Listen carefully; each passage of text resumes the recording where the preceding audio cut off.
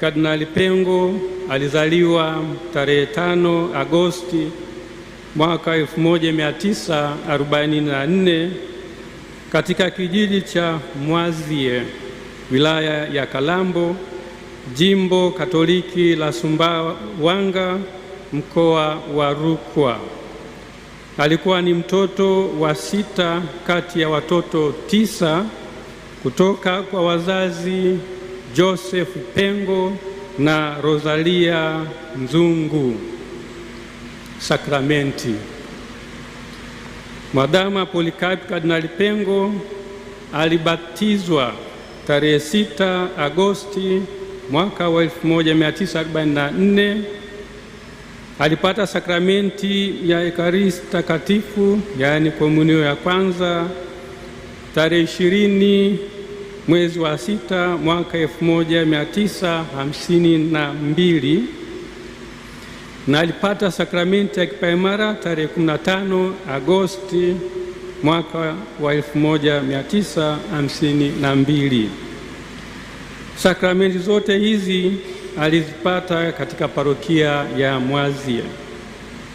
Masomo ya awali. Mwadhama Polycarp Kardinali Pengo alisoma shule ya msingi Mwazie, Ipito na Karema katika vipindi tofauti kuanzia mwaka 1953 hadi mwaka 1958.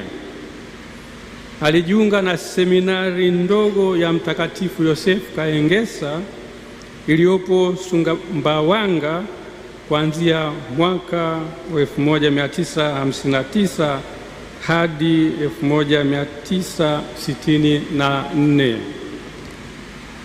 Masomo ya upadri. Mwadhama Polycarp Kardinali Pengo kuanzia mwaka 1965 hadi mwaka 1971 alisoma masomo ya falsafa na teolojia katika seminari kuu ya Mtakatifu Paulo Kipalapala, Tabora. Daraja na upadri.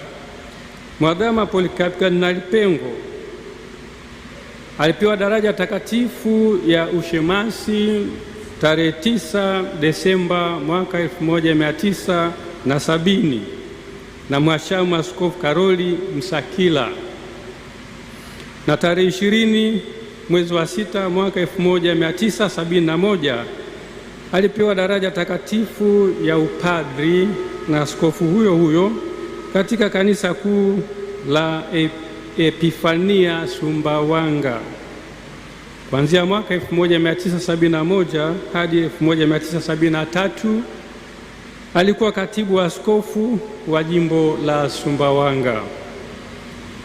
Mwaka 1973 Baraza la Maaskofu Katoliki Tanzania TEC liliandaa mpango kabambe wa kuwapeleka mapadri vijana hodari kwenda kusoma Roma.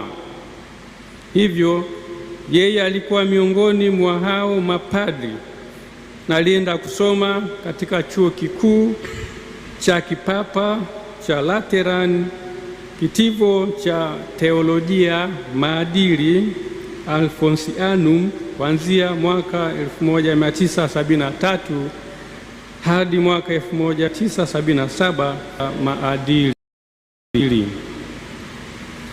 Kisha alirudi nchini na kuwa mwalimu na mlezi katika seminari kuu ya Mtakatifu Paulo Kipalapala mwaka huo huo wa 1977, na baadaye aliteuliwa kuwa gombera wa kwanza wa seminari kuu ya Mtakatifu Karoli Lwanga Segerea na kuhudumu kuanzia mwaka 1978 hadi mwaka 1983. Daraja ya waskofu na kusimikwa kuwa kardinali.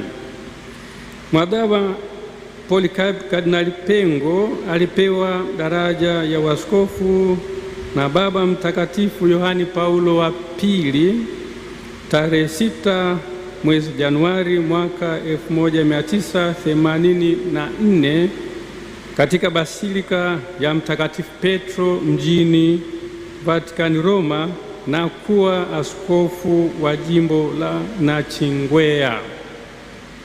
Tarehe 17 Oktoba 1986 alitangazwa kuwa askofu wa jimbo jipya la Tunduru Masasi, na alisimikwa rasmi kuwa askofu wa jimbo hilo tarehe 12 Februari mwaka 1987. Tarehe 22 Januari mwaka 1990 Papa Yohane Paulo wa Pili alimtangaza kuwa askofu mkuu mwandamizi wa jimbo kuu la Dar es Salaam, mwenye haki ya kurithi jimbo. Na tarehe 22 Julai mwaka 1992 alianza kuliongoza jimbo kuu la Dar es Salaam baada ya kustaafu kwa hayati Mwadhama Laurian Kardinali Rugambwa. Aliwekwa kuwa kardinali mnamo tarehe 22 Februari mwaka 1998 na Baba Mtakatifu Yohane Paulo wa Pili.